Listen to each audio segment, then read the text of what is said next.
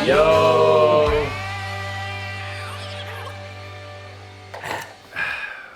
Welcome to the Embarrassed by Night podcast celebrating Vietnamese-American culture, hosted by two extremely flawless young Balding Vietnamese stand-up comedians. Yeah, we're still figuring out what we want to say. That's the intro. That's what it is. That's how it's always going to be, Fred. Until we stop balding. Which, you know, I feel like recently... I've been doing pretty well, yeah. My hair, I've been less stressed. I feel like... Ever since the price of You've been finasteride growing? went down. I've been growing, yeah. more hair? I've been also... There's a thing you can... A minoxidil, like a little topical thing you can buy, and it's been growing back. Nice. So, yeah, apparently... It looks good, man. I appreciate it, man. I mean, not as good as your suit. Are you ready to... Oh, well, thank you. You noticed. Thank you for noticing. For the two sometimes I people like to wear- watching this, they're going to be enthralled at the change of pace that we've put into this particular episode. Yeah, so check out the comments section for Andy's brand of minoxidil and this, where I got this suit from.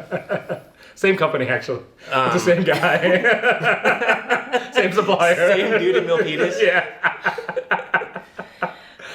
Today we are joined... Oh! You want to try that again? No, you got it, bro. If you want it, you got it, bro. Today we're joined by... Oh, so, okay. Our guest We're joined today... is... Do you want to just introduce yourself? No, yeah. Hi, I'm Quyen Ngo. I don't know why Fred is wearing a suit. Quyen Ngo. Well, I just decided that today might be a good day to wear a suit. Yeah. He decided. So anyway, Look good, feel here good. we are. We're joined by actor, philanthropist, All around community leader. yeah, Why? and Future council member. amateur marathoner. Yeah, incredibly talented.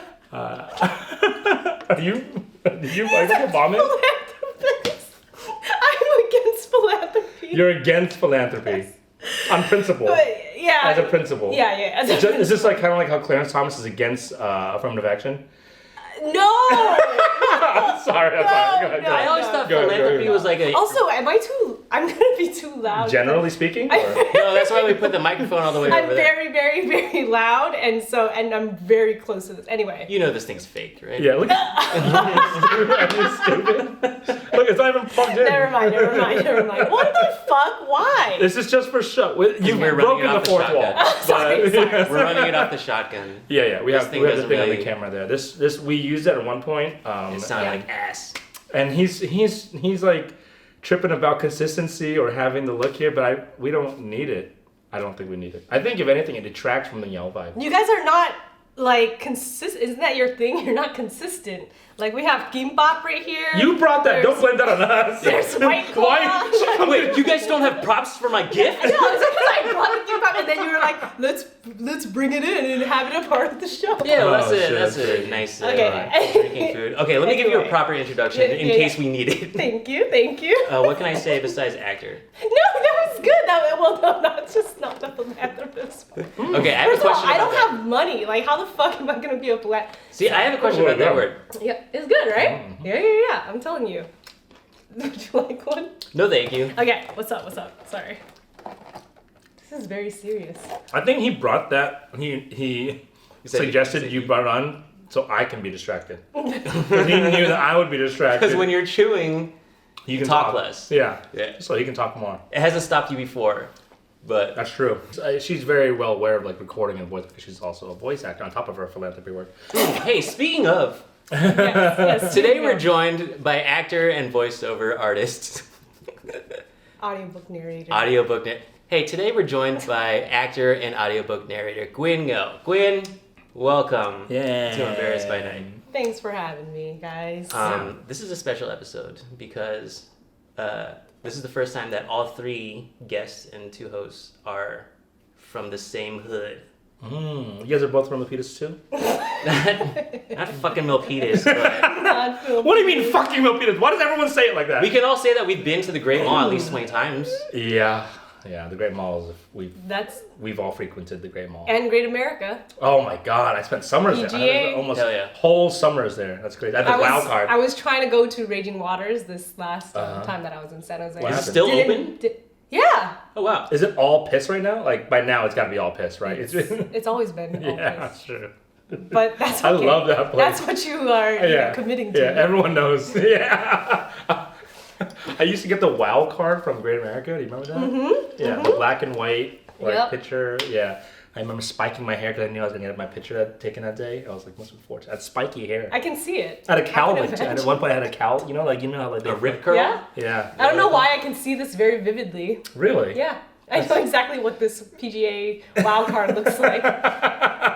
It was so cheap, I guess, relative to. Yeah. It was like probably $30. Yeah. $40. Yeah. Because you pay for entrance one time and then you just get Mhm. your shit. Yeah. You We get to go maybe in should forever. explain what a WOW card A is. WOW card is a season pass to a very mid to low mid amusement Whoa. park. That is now defunct. Ooh. Defunct. Oh yeah, I know. It's so, So sad. if it was not what I just said it was, would it be defunct? We had great. I'm not saying I didn't have good times there. I'm just saying in the pantheon of amusement parks, no one's mentioning Great America. I Oh, sorry, yeah. Paramount's Great America. Paramount's Paramount's, which is why I said PGA.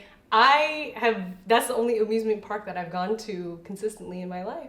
But only by Whereas I've location, not by actual choice. If you had the option of all I of just them, don't know any better because I only went to Disneyland once, and to be honest, it was. I'm not a big fan of Disneyland either. Yeah. Actually, I love Disney movies, but I'm not a big fan of Disneyland. Yeah. I haven't been since I was a child. Yet I hear from like my adult friends That that is- it's sick because of You need better adult friends. because of the customer service, the level of customer service, which you don't take that for granted when you're a kid, but when you're an adult and you see like other adults looking you in the eye and being so kind to you, you're like, yeah, this is worth $160. Oh, exactly. Let's go to Chick-fil-A You- if you want that kind of service, dog. I don't think Chick-fil-A really is hitting that level. Really? Chick-fil-A is also anti-gay. So is Fred. Did you get that from? Just your vibe. You're stodgy. This is a little bit of an yeah. anti-gay vibe. But Fred is playing a gay band tomorrow during a read that. Am we're I? doing. We don't know. We don't know. Yet. I volunteered to help a mutual friend with a table read Nice. in Koreatown tomorrow. Nice. Yeah. And then after I agreed, then he sent a very nice email thanking everybody and was like, hey, by the way, hard sexual situations in this Script? So, yeah. Why? Oh no. Because he What? wrote them. Why is that a problem for you? It's not a problem for me. Oh shit, I see the vibe now. Yeah, I seem like a guy who might be like, Stodgy. I wish he'd have I don't told know me why that every earlier. time I'm on a podcast with a Vietnamese man, somehow the topic of gays come out. Well, Well, that's what they do. Yeah.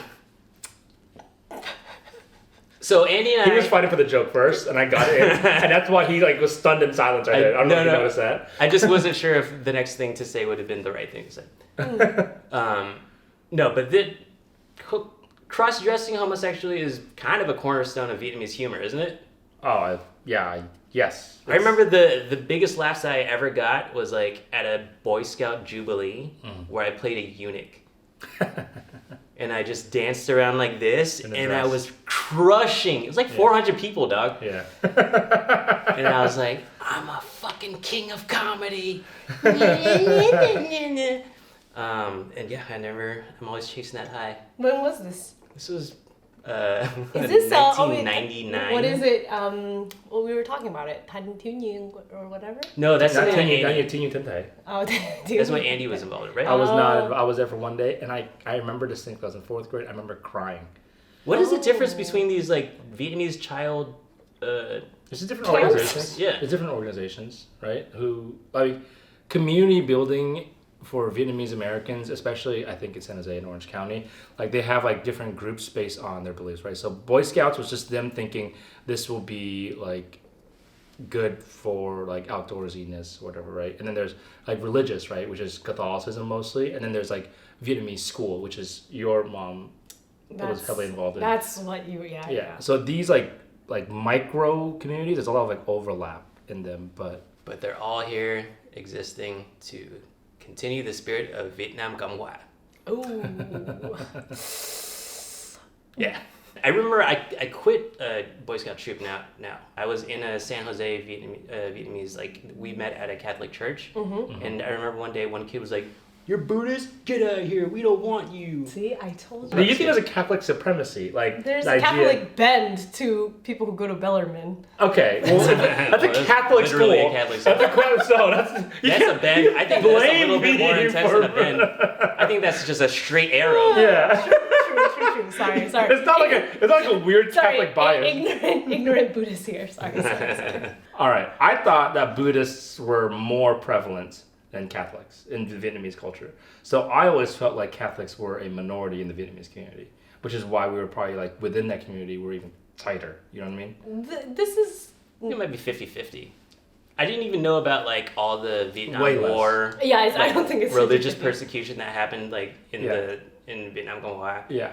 My parents are until so Ken Burns taught me about it. really. Yeah. My parents are, I should say, and not that they're delusional, but delusion is like the first word I think of. But they're just like, we're very proud as a people, right?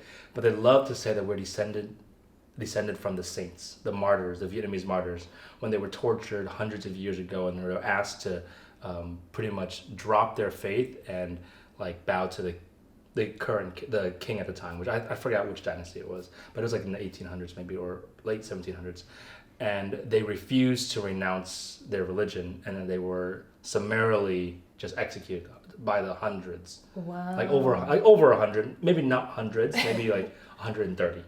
Yeah, and they were recently, beatified and then made saints in the Catholic Church like 15 years ago. See, this is amazing. I would never, ever hear any such stories. Yeah. Because You knew that you were an underdog. Because you hate Catholics. Because you're biased against the Catholic Vietnamese community. You're the people who made my people get killed. Oh, God. I think everybody thinks that they're an underdog. No, but I think that Catholics are actually technically a significantly smaller number. I think so, yeah.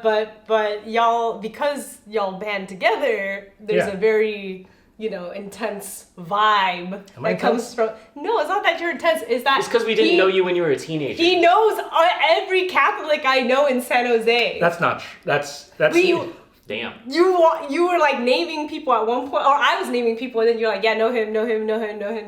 I didn't do it like that with the shoulders. Yeah. I went know him. No. Yo, that's my homie. No, I know. Yes, and actually, the like 2 times I've reposted Andy's stuff on my social media. Oh. Thank you, by the way. They all come out of the woodwork? All the Catholics come out of the woodwork to be like, Is that Andy, love him. He's amazing. You don't have to That's keep- my you- brother in Christ. You know, that's so fucking funny. There's no way they say that, but I wish they did.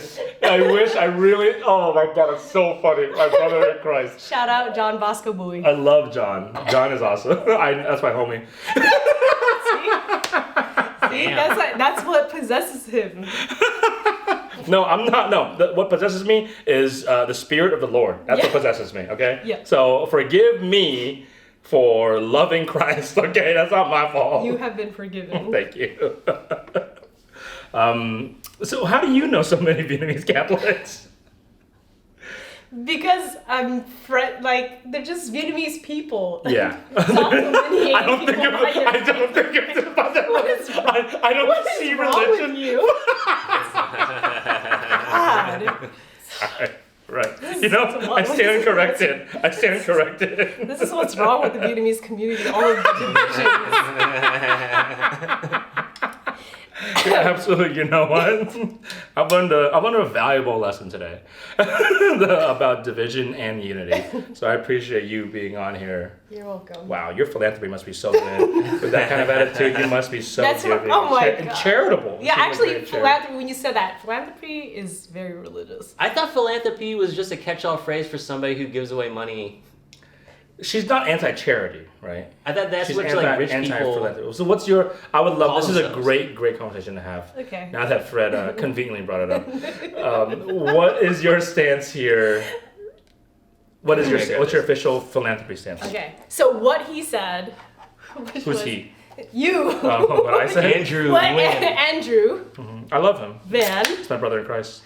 said is he said you are against philanthropy, but you are not against charity, right? This is a very Catholic thing to say. But all of that to say, I am pretty against, saying against, I'm not like against it. So if you do philanthropy work, I don't think that you're a bad person. If you do charity work... Sorry, can you back up just 1 second for me? Okay. What is the difference between philanthropy and charity? It's they are linked. Okay. Philanthropy and what you said earlier, you were not incorrect. Also, there are probably going to be like philanthropists who. Nobody. None of our 12 listeners have more than $50,000. Yeah. Exactly, and none of your guests have more than All of our guests, I can say confidently, are richer than us. Every single one. Except for. I don't know. It's close. We'll put a poll down. I stole this White Claw.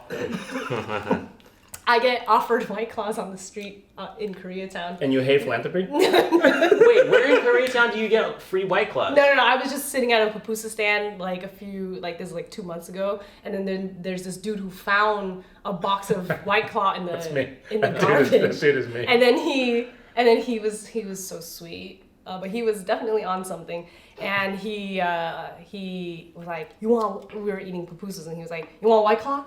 He said, I just grabbed it out of there. He was like, give me a sec, it's right over here. And then he pulls it out of the garbage. He's just like, don't worry, it's all good. It's just I had to hide it, but watch. And then he like opens it and then grabs one, opens it, and then starts drinking it. And it was fine.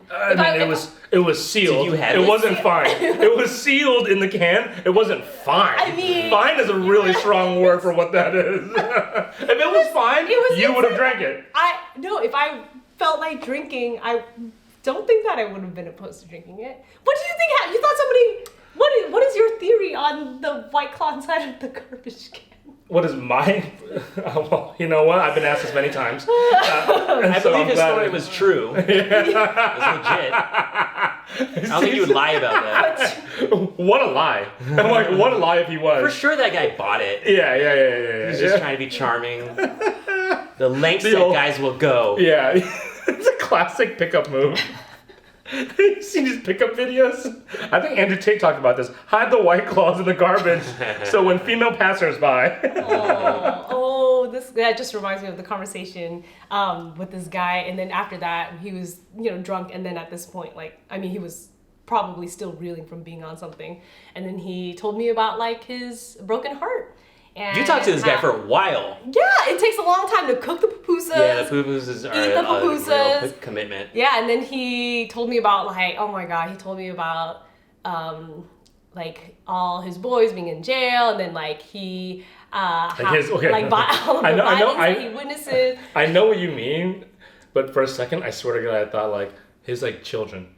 His young boys in jail, I thought for a second. No. Oh, he has multiple male children? They robbed me, and what do you gotta do? I called the cops. Now they're in jail. My boys are in jail. No, he's young. He's younger than us. And how old do you... I'm sorry. I know how We're all the same age. We're not all the same age. We're all part of the same generation. Oh, actually, my friends consider Andy Nang An, so he is a little... Wait till they hear about Fred. Andy, because what'd you call me? Because your shirt says Anthony. This is the second time somebody on the podcast has called you Anthony. Yeah, that's my ex-boyfriend's, Catholic ex-boyfriend's name. You had a cat from San Jose. Who is your Catholic? Anthony. We talked about this before. Yes, we have. Anthony. Ha. Yeah. Oh my God. His older brothers, Anderson and Alex. Oh, none of this is gonna make it onto a public podcast, right? But they bullied me. Oh no. They bullied me when at Vietnamese school for an entire year. To a public podcast? I was just kidding. They bullied me so bad that other people were like, "Hey man, we're really sorry that's happening." I forgot this. Yeah, but Anthony was he's younger and was also getting bullied by his older probably, brothers. yeah. That's one thing that I. Oh my God, I forgot that. Yeah. But as the second I hit teenage years, you were I would have bullied myself too. No. Oh my God. I was a bitch. No, not at all. Oh my God. Can we pause? You're very bullyable. No, that's not what I was gonna say. Continue, please. I said the second assistant teacher, I said I was like I realized my worth, and it wasn't like worth it to think about that. That's But now spiky that you hair. mention it, maybe I'm just super bullyable. No, the second I had any modicum of like confidence, I was like, oh, that shit doesn't matter, or like I don't give a fuck, or And like, they didn't beat you. They didn't beat me, but it was a lot of verbal bullying. Oh. There was a lot of. I didn't learn any Vietnamese that year, Oh. but I learned a lot about my mole on my face. It's okay. It's gone now. It's okay. I got bullied like throughout my, childhood. That's what I was gonna say. Middle school, high school. By other Vietnamese people, By all, or just by everybody. by mostly dudes. By mostly dudes. Really? Yeah. You know, that No, just but means that no. they like you, right? No, but then at some point it's like so many that it's not. Oh, it is. I can't be that. It can't be that high. It's not. Him? No. Yeah. He doesn't like me. No. There's no way I'm that high. Facts. That's really fucking funny. Yeah. No, but it's like. You don't know. I mean, maybe. I'm trying to be. But maybe. Yeah. Anyway, I also got bullied too, not just by the Ha brothers. I remember the first time I would join Boy Scouts, I also cried. Maybe I was bullyable. I'm very bullyable. When did you cry? Almost every night, but. Okay, But in so public. now it's just. It was before like middle school. I was just like very shy, and like I didn't like new situations, and like any environment that was new without my parents or somebody there, I used to clam up and get like a lot of anxiety. Wow. Yeah, there's like residual feelings of that now still, but I think because of that I overcompensated probably. Yeah, I was gonna And say. I was like, no, let me just fucking Sounds dive like you in. went. Yeah. Do you do mushrooms or something? 'Cause mushrooms will do that.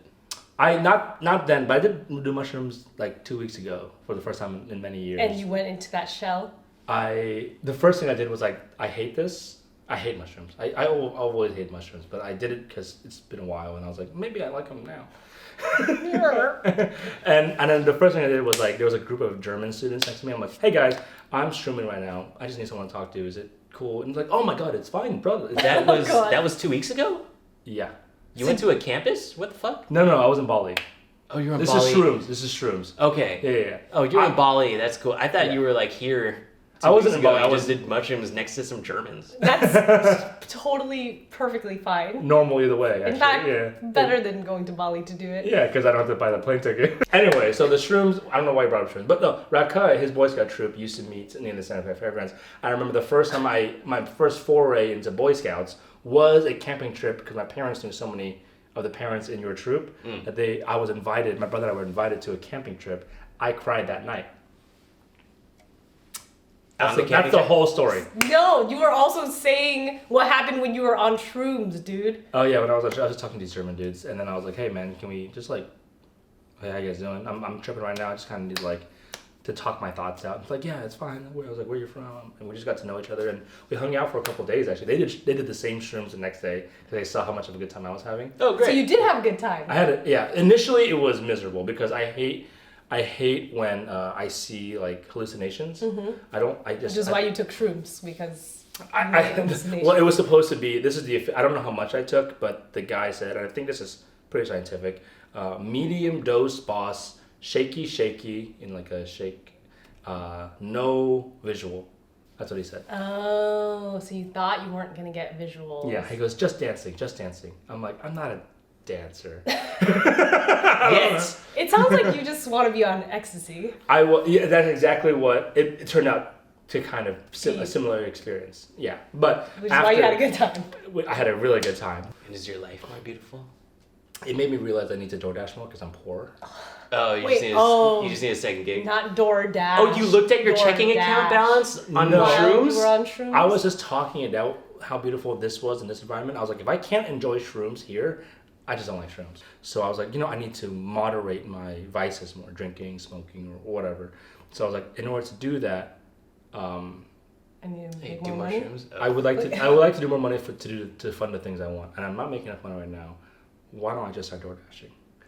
And I was like, you know what? When I go home, I'm gonna start door dashing. Oh, well, I've had this exact not while on shrooms.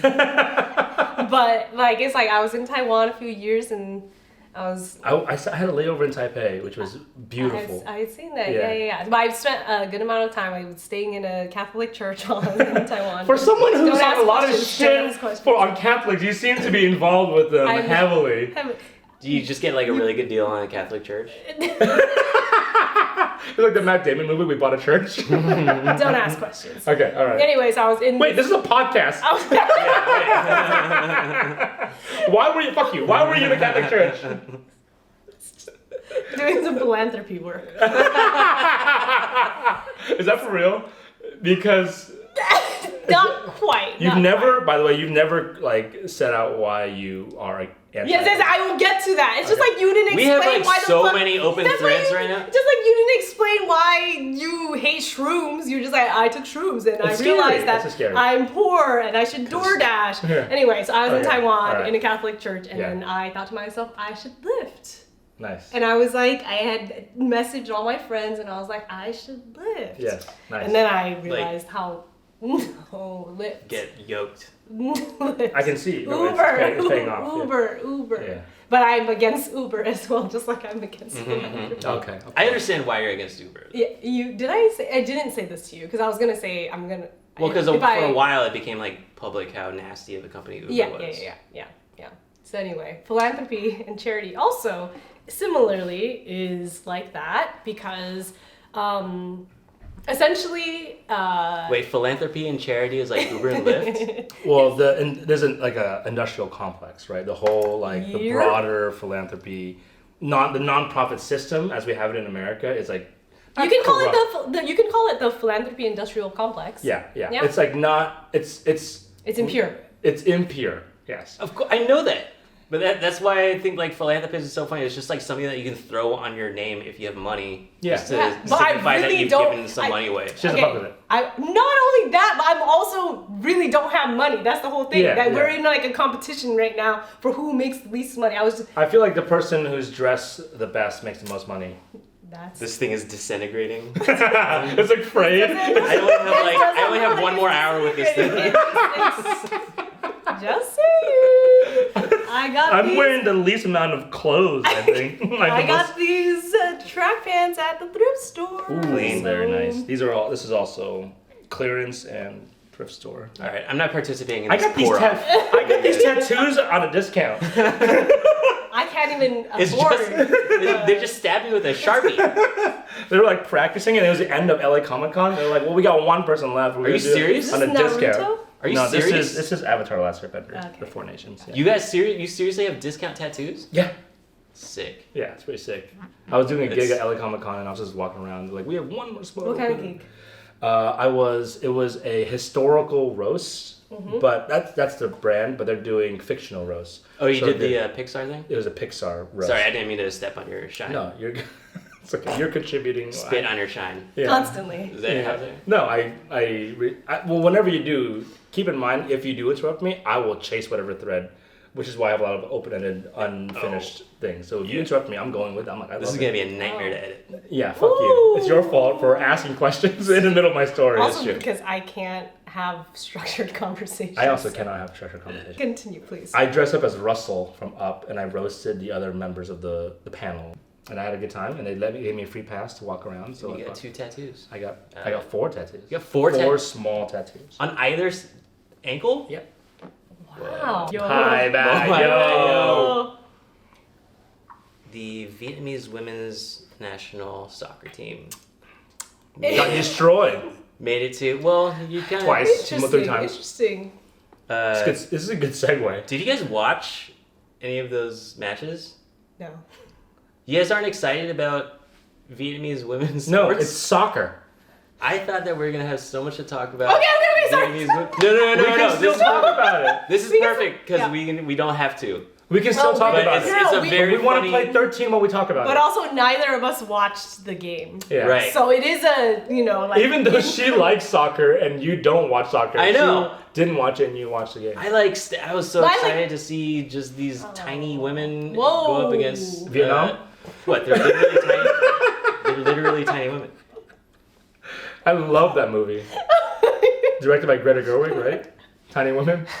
All right, we're going off the rails. It's a joke. Is this actually off the rails? This seems like kind of like. Oh, this is fun, but I'm just thinking about like what I'm gonna have to edit. Yeah. You're so fucked. He's so fucking bad. But this is exactly how I like to talk. How she's talking is exactly how I like to talk. Why did you decide you're like today? Andy and Quyen are gonna want to talk about the women. It's a huge Vietnamese thing, and this is a Vietnamese podcast. It's not a philanthropy podcast. That's for damn sure. This is not the Vietnamese podcast. That's Ken's podcast.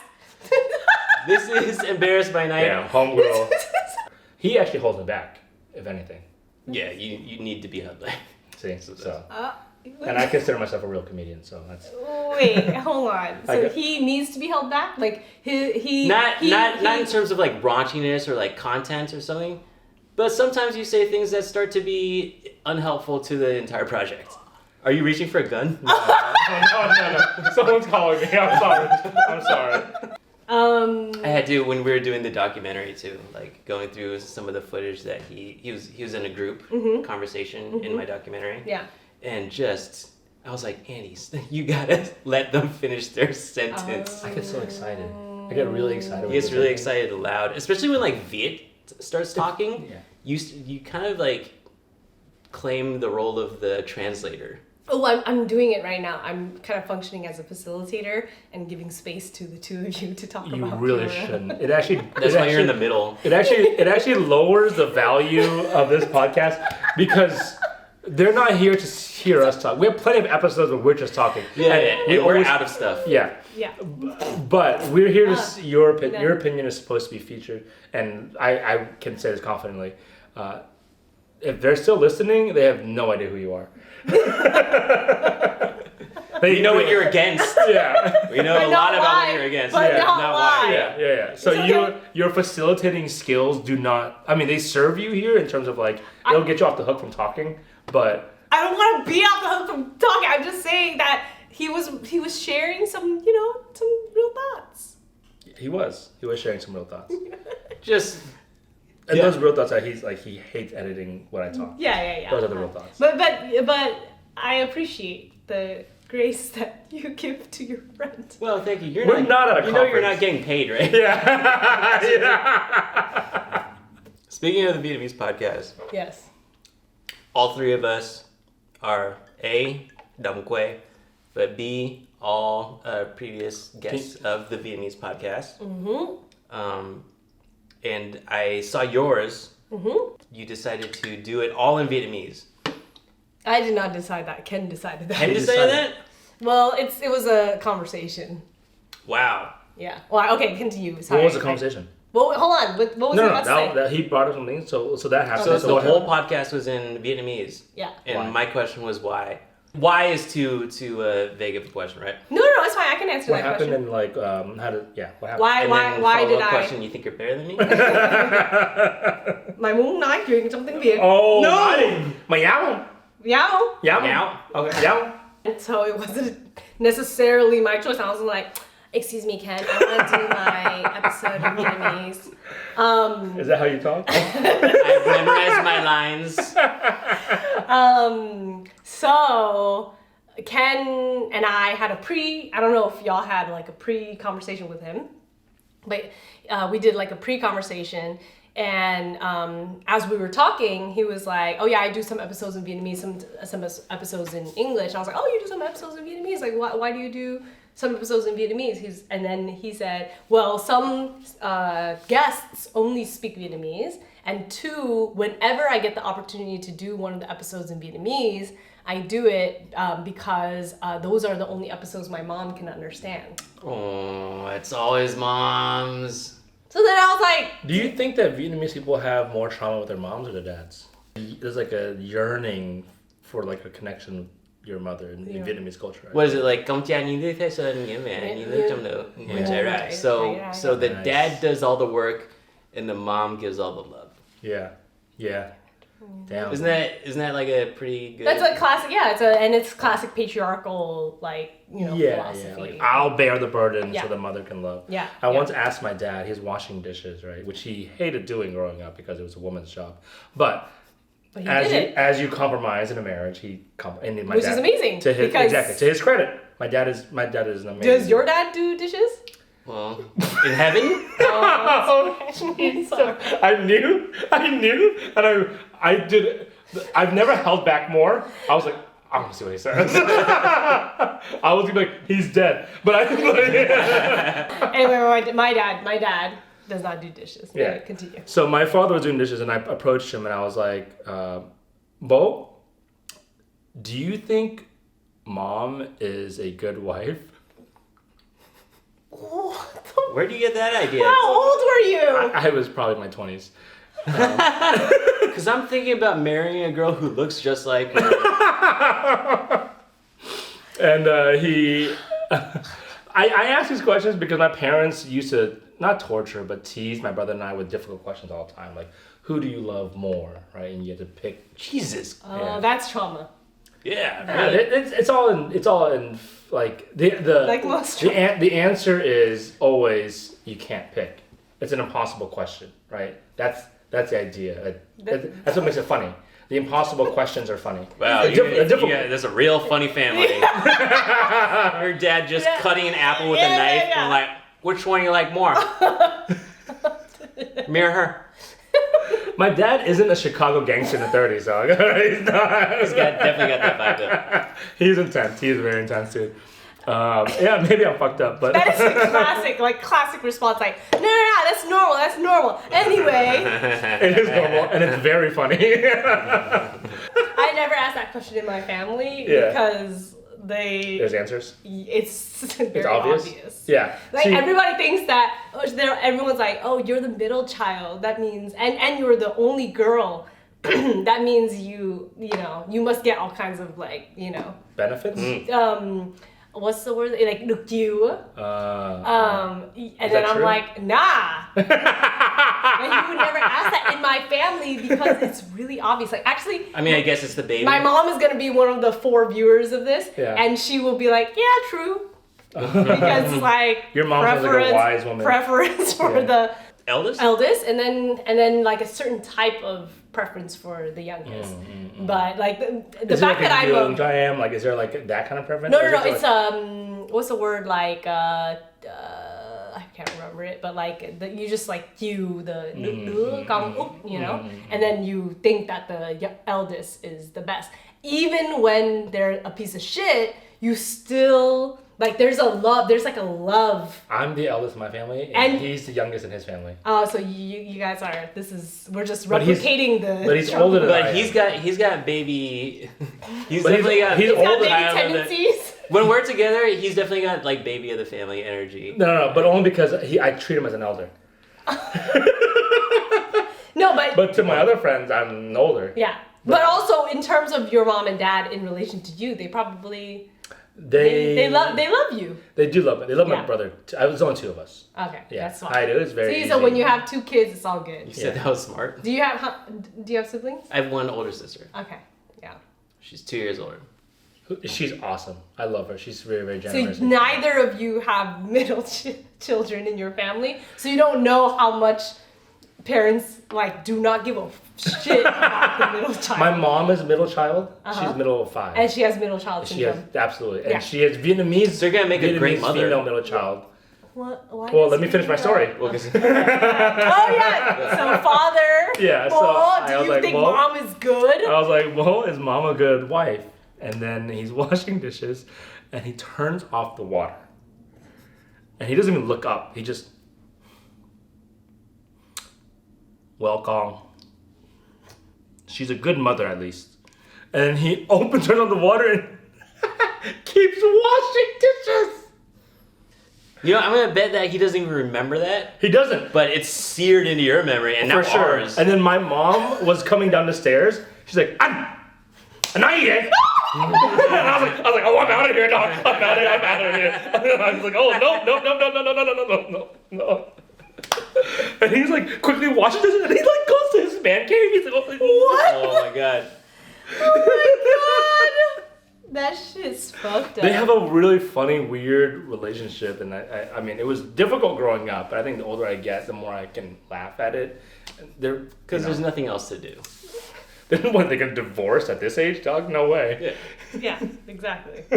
Actually, that's happened in my family. In my mom's family, her sister has divorced her husband at a very old age.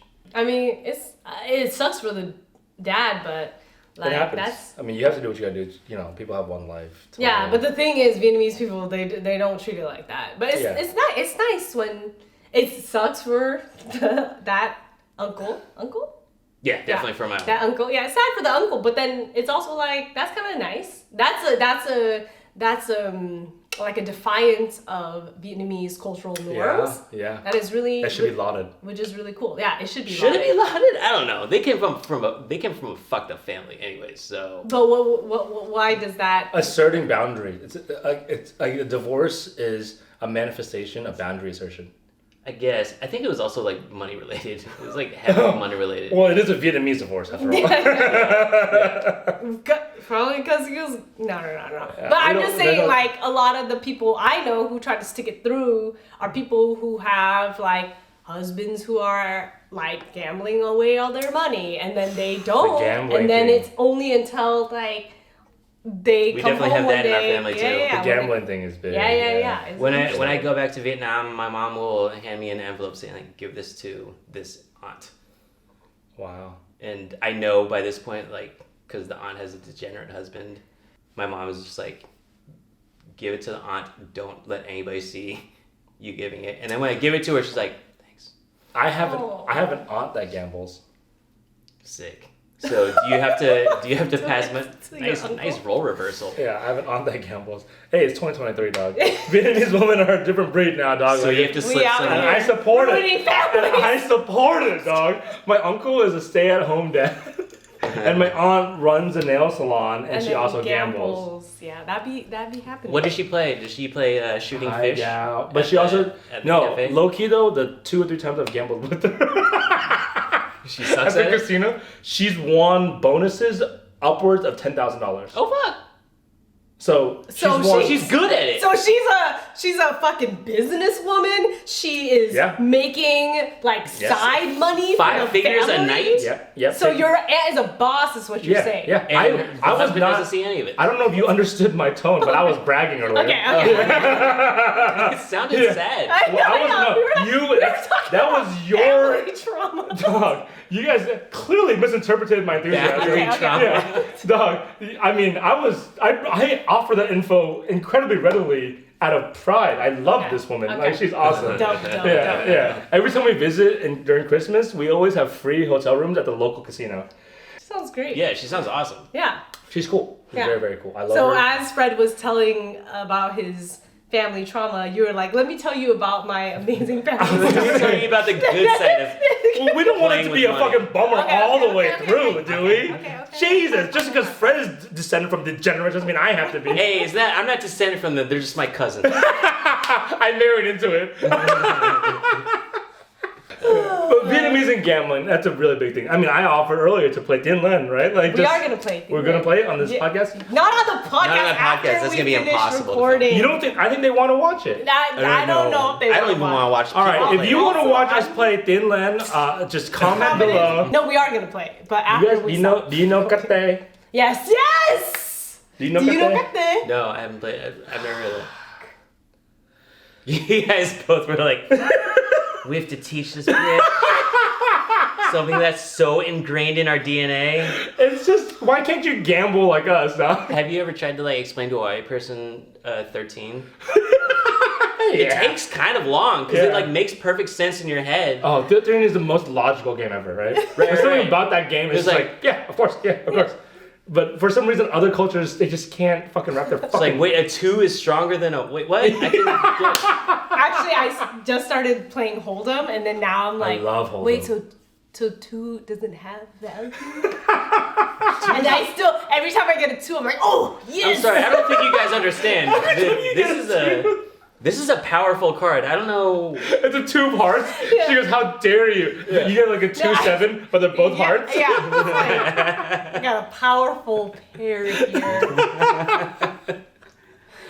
That's really funny. Yo. Hi, man. Oh, hi, Yo. man. Yo. Yo. You know what I got called recently? I did a set Chink? at the Irvine Improv. No, it was it was the day before that. It was I was at this backyard show. And there was a Vietnamese person in the audience, and I did like a 7-minute set, and I talk about being Vietnamese in my set. And there a Vietnamese girl came up, and she was one of the only maybe like 2 or 3 other Vietnamese people at the show.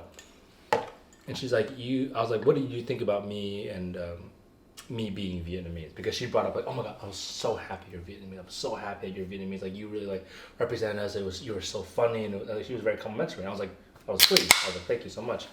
It's really not smooth at all. I was like, I bet he's gonna pause right here. I bet he's gonna pause. That was one of the worst timing. Leave him alone. Like right in the middle of you saying complimentary. Yeah, mid syllable pop up. You saw my face too. I was like, You're looking for timing. You're trying to read body language and listening, and you failed so miserably. just for editing sake, can you like just tell the whole story? Yeah. So I was at the show on Friday, actually. What show is it? It was this backyard show called Jamwich. A friend of mine booked me. He's just starting to do comedy. Oh, cool. Were there any like Vietnamese people in the audience?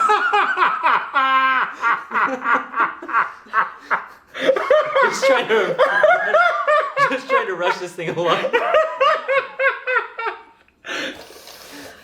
Yeah, there were a couple of Vietnamese. That's crazy that you mentioned that because this Vietnamese girl came up to me after the show. Nice. She's like, "You were so funny," and I did like a 7-minute set. And I mentioned a Vietnamese in the set, and so she was like, "Oh, I'm so glad that you're Vietnamese. I'm Vietnamese, and it's like good to have this representation." And I was like, "Great. How do you think I represented Vietnamese people in my set?" Which I've never asked before. Because she brought it up, I felt the need to continue this thread. And she goes, "Well, you look like someone who eats bánh xèo, but not bánh chưng." What? And I was like, well, hold on, give me your. Whoa! I was Whoa! I was like, damn. I've delivered bánh chưng to this motherfucker before. Yes, and that's what in my head I was like, I don't like bánh xèo. I love bánh chưng. Yeah, I literally. I overpaid for her bánh chưng. It was so good. It was from San Jose? Did I bring it from San Jose? Yes. Yeah. And then Wow. she had like the fucking like that shit was so dank.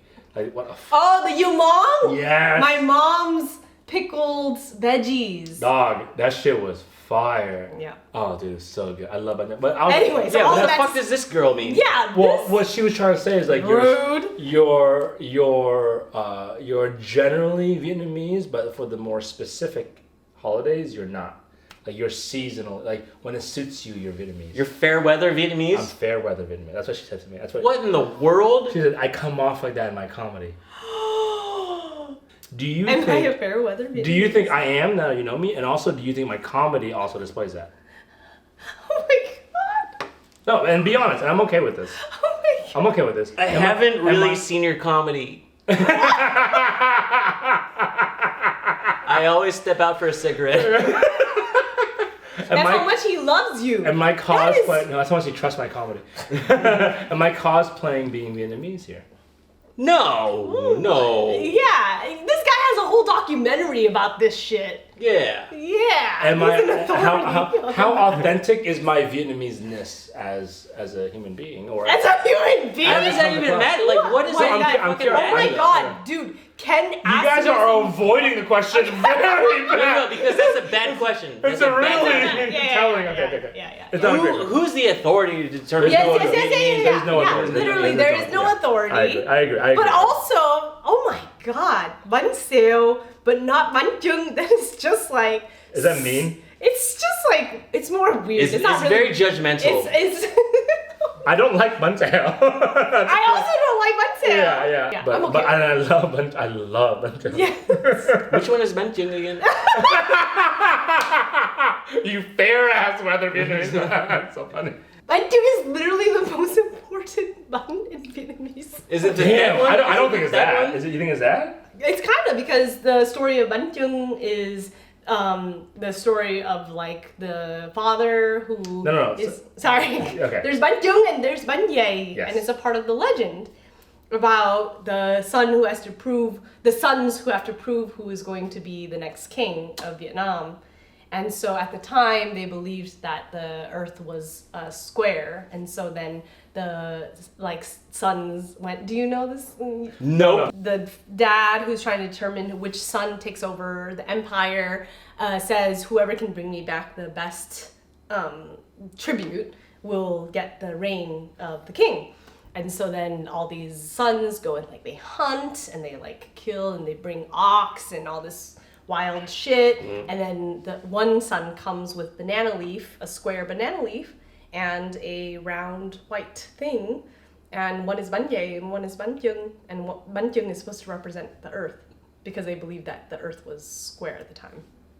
And it has mung bean and pork inside to represent the skin of the Vietnamese people and the blood of the Vietnamese people. The meat of the anyway. It's always skin and meat. Sometimes the pork is pink. But so Banjung is the sticky rice cake with mung bean and pork. We didn't have that a lot. No, you definitely have Banjung. Banjung is the square one that tastes exactly the same as Bantec. So if it's the same as Bantec, then I've had Banjung. I just had it in a different shape. You've had it. It's a different shape. It's a different because he believes his is flat because he believes the world is flat. So did he win the and then he won. king and contest? He became the king. He won the king contest. He's so obsessed with winning. It's just masculinity. Just need to know. You think he's masculine? No, it's not masculinity. It's obsession with masculinity. Yeah. Not There's a actual difference. masculinity. It's called the trappings. It's like if I have a poster of Mario Lopez on my door, I don't I want to met him be today. Mario Lopez. I walked by him today. Did you walk by him or did you meet him? Dude, Because those are two different things. you gave off a little bit of Mario Lopez vibes. It's the suit. The suit is working too good. We'll be right back with some more embarrassed by night. The suit is working too good. I can't believe That's that I good? can't believe it. I didn't meet him. I walked by him. You went, Yeah. I love how in LA people are like, oh, I met this person, which really just means I saw them. We saw, but he walked by from the bathroom to us up the stairs, and I went. Since living in Los Angeles, what was the closest encounter with a celebrity that you've had? actually, I used to have run-ins with notable people significantly more in my previous life. I used to work in radio. Yeah. So if what did you do? You interviewed people on air, right? Yeah, but I also DJ music. That's what I did. Facilitator of That's part of conversations. DJ. DJ I'm conversations. just saying, interviewing people is not my main thing. I used to DJ. Quyen Conversations. Q Love. Oh God, really good, really good. I DJ'd Questlove. I interviewed Questlove while I was. Did you know that he was in town? You're like, we gotta get. No, it was a phone interview, and then when I interviewed him, he tweeted. He was like, "Oh, there are two Q Loves." Nice. Yeah. This is years ago. So then, in terms of brushing up against celebrities. When I worked in music, I brushed up against a lot more, people. What was your job when you were working in music again? You were. I was a DJ. DJ first and foremost. I was the program director of a radio show called the 360-Degree Black Experience in Sound, and it's one of the first radio stations in America. One of the first Black radio stations in America, and it was founded by a brown student who hijacked an alt-rock radio station. A Brown University student? Brown University. I did a few different shows. The Slow Jams show was called The Gentle Touch. And then after I was done with it. That is a really good name. I didn't come up with it. Gentle Touch is a fire name. And it's it's baby bacon music. Yeah. And then I got Trojan condoms to sponsor the show. So they sent me 1,000 condoms, and then I printed stickers that said the Gentle Touch. But after 6 months, and then I gave them out. And then I gave them out at shows that we did, concerts and stuff. Yeah, very, very cool. Yeah. So who was your favorite celebrity, notable person that you've interviewed or Snoop Dogg. Nice. I smoked with Snoop Dogg. Fuck That's one of the biggest things, biggest American merit badges that you can have. Yeah. Smoke weed Look at this Boy Scout dog. Smoke weed with Snoop Dogg. Skate with Tony Hawk. Yeah. That's up there with all. Yeah. So he was amazing, and when I was smoking with him, I had asked him about some of the music that they were playing when he was meeting with all these people who were like fans who were trying to get photos with him. And so I like sang him a little bit of the song that I didn't know the name of, and then he was like, "Oh, I got the song." He's like, "It's Full of Smoke" by Christian. He's like, "Also, just send me an email. I'll send you a mixtape." And so he gave me his email address, and then Was it Yahoo? No, it was Gmail. It was Gmail. Snoop He's with it. Snoop is legit. Snoop Right. I should never doubt. Do not doubt. Yeah. And then I added him the next day, and then I sent him the GChat, and he replied like right away. Snoop. Yeah, Snoop. GChat ages you a little bit. Yes. This was a long time ago. This is 2009? Yeah, 2009. I still use GChat. What the fuck? You use GChat? No, you don't. Gmail's chat? It's discontinued. It's discontinued. Have you had to submit to a role where you spoke Vietnamese and struggled through the lines? No. So it's all been cake for you? Yes. Then why aren't you on TV more? Because Jesus Christ. No, I mean, that's cool. Because they don't give a fuck. Are you serious right now? You know the entire Narcos show is a bunch of people who speak Spanish in a non-Colombian accent, and all the Colombians cannot fucking stand Go off! TV show. Go off! That's a wonderful point. Go off, girl! So I started acting when I was 12. So yeah. Oh, nice. What was your first role? What was your first role? I was Marion Peru in The Music Man Jr. That's not a I Vietnamese role. love that. I love that. The funny part is that you know who Marion Peru is. The Music Man Junior, the junior version of the Music Man. I didn't realize. Music Man? Not at all. No, I've never heard of this junior production, but I know the But music. you know the Music Man. Yeah, but that's so funny that you were. So I was Marion Peru. That's musical. Yeah. And did you fall in love with musical theater, or you're like, no, I want to move into drama? No, I was never in love with musical theater.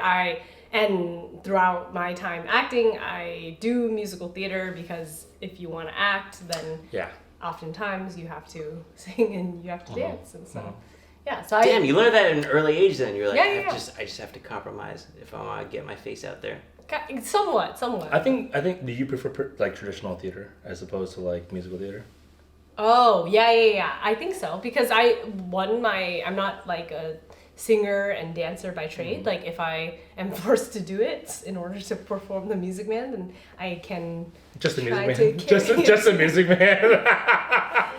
Because Viet Gone, the play we auditioned and we met at, was technically a musical, and I'm so glad I did not get that role. What year was this? This is 2018. I still wanted to be an actor at the time. I do now. I'm actually going back now. But it's so fulfilling. Yeah. Like if you enjoy doing it, the art is way more fulfilling than stand-up in my opinion. Yeah. I mean, stand-up, what y'all do, this is some, I mean, to me, it's like the craziest shit what comedians do, you know? Whatever, I don't know how much people misunderstand comedy because people so extremely misunderstand acting. We were at the same show together, and we have different interpretations of Kevin Shea's set. Good point. Yeah, at the very same show. Yeah. And actually, if anything, that set from Kevin Shea inspired me. Because of that set, I was able to do better comedy. There are certain things when you watch a lot of comedy, even if someone is not necessarily getting the most laughs in the audience, you understand that they understand the craft of comedy. Yeah, so true, that's true. the interpretation of acting, is what you're saying. No, for me, it's because as an actor and as somebody who studies people, like it's hard for me to watch comedy.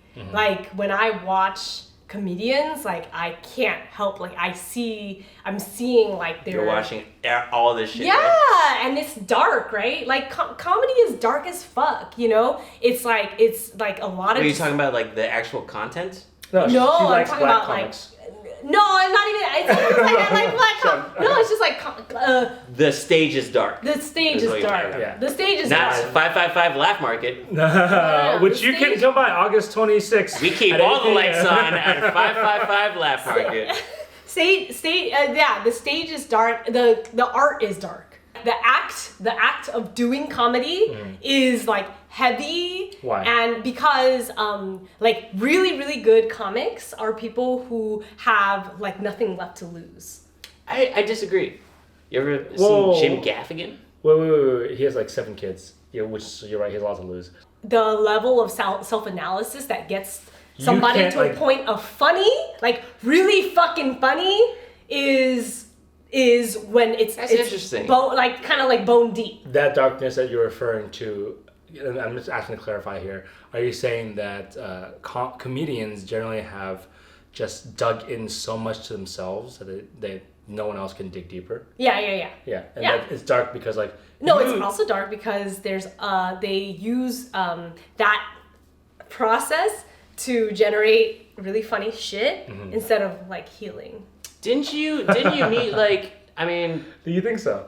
I think I've heard from enough comedians to know that this is something that is true about. no, the I don't think comic every experience. comedian is every depressed as hell. That's not what I said. She's saying that generally speaking, she's saying that as an art itself, right? As Yeah, a I'm craft saying itself. that comedians generally have done a lot of like 360 kind of look at themselves. Not all. Like, I think good comedians.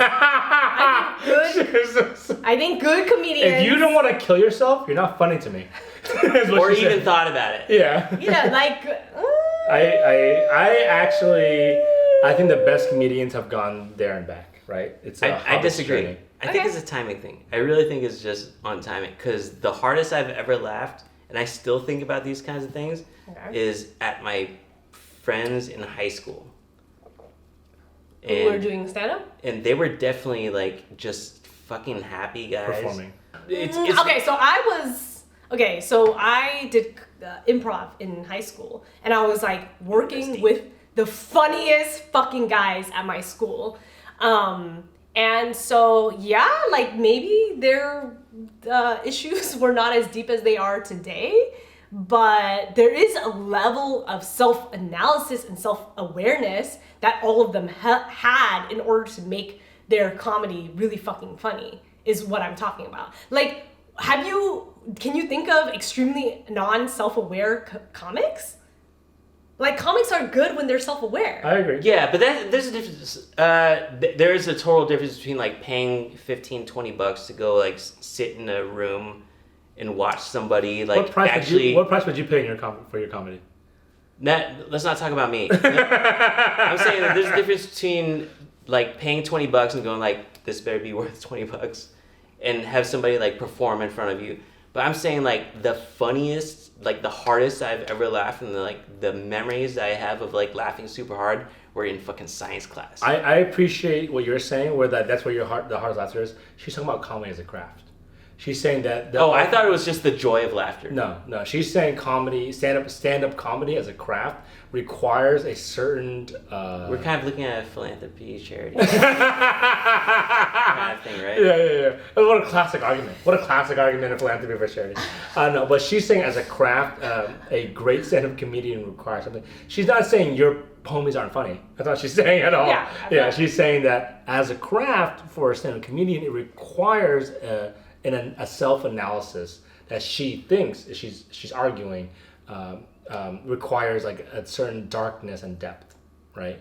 Which I may or may not agree with, but that's what you're arguing, right? I'm not saying that it requires a certain level of This is darkness. the best I'm just comedy. saying that it just so happens, like that they've been hurt. consistently. I mean, really, like from the time I was in high school, and actually the dude who trained us.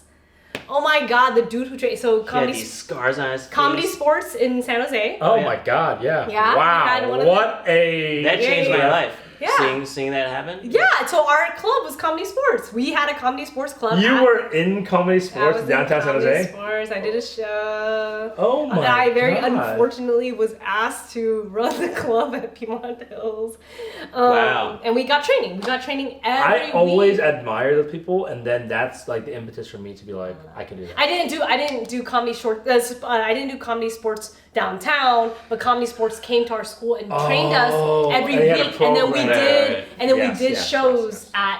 at Piedmont. Yeah. That's fucking cool. Like exactly the same as the shit that you'll pay for nowadays Very good. in LA. Very, you know? very. Improv class is like $400 now. Yeah, No, I got that shit for I- free. This dude just came to our school and taught us comedy. I write scholarships. I get free. I get discounts at the groundling school. And I just need to write a little. Oh, you talked Being about Vietnamese is so hard. Oh, nice. you talked about my dad didn't answer this question. I've done for the first 2 years I was in LA, every quarter or so or half year I would apply for the Groundling scholarship, and I would alternate sad funny for the scholarships, and I always get it when it was sad. Yeah. You know, we got in but before it was hot, but now I've heard like universities are like getting a deluge of these kinds of Sob stories. sob stories from specifically Asian students who are saying like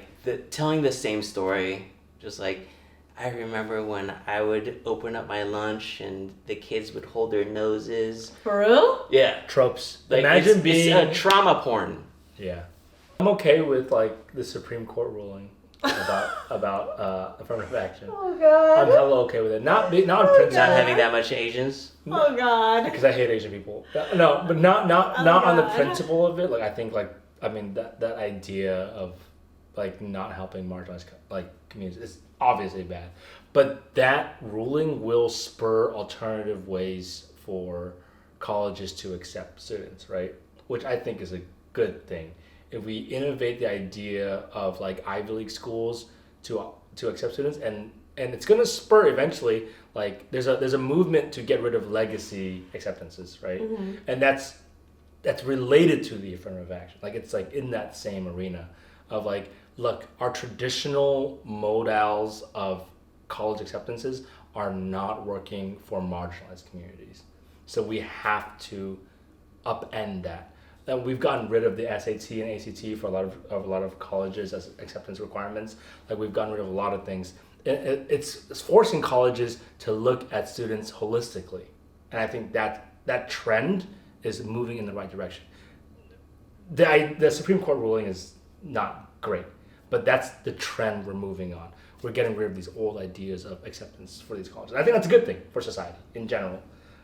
So I'm saying fuck Asian people. Be funny. We're no longer a marginalized culture. We have to I disaggregate. mean, maybe on the streets. No, we are. Dude, we are. maybe on the streets, but We're all the like, underdogs. in academia, we're definitely not. I'm not saying the Supreme Court ruling was good for everybody, right? And I'm he's a white saying- supremacist. I think that's where we were headed. All right, maybe I'll read into it more. Embarrassed by night. I'll come up with a more cogent argument about the Supreme Court ruling. Okay, that does it for another episode of Embarrassed by Night, celebrating Vietnamese-American culture, hosted by two regular people. Balding Vietnamese comedians. Thank you so much for Quyen Ngo, our special guest. One of my favorite a guests. multi-hyphenate, if there ever has been one. Yeah, and that's just not because of her mom's maiden name and her real name. It's just hyphenating her name. Quyen, before we get off, do you have any projects that you want to tell our listeners about, keep them keen on? I'm in Supermarket Affairs, and it will screen at Viet Film Fest, happening October 16th and 17th. In Orange County, right? In Orange County. See you there. All right. Yeah. Awesome. Thank you so much, guys, for watching and listening. Oh, should we talk about our next show? Oh, dude, we should absolutely talk about our next show. Okay, so we have a show August 26th at 5:55. You can check it out on Eventbrite at 626laughmarket.eventbrite.com. You can see it on the LA Times website, Things to Do This Weekend, that week when it's posted. And additionally, we have 2 Embarrassed by Night shows, which is the only Vietnamese-American stand-up comedy showcase in the world right now. September 2nd in Sacramento, which I highly recommend you going, and September 29th in San Diego, which is gonna be both shows are gonna be fucking How are you hella going to good. AI it? What does that mean? Sacramento and San Diego are coming to your towns. Come through, baby! Come Thanks for through! watching. It's gonna be fire. Okay, all right. Let's play Pause. cards.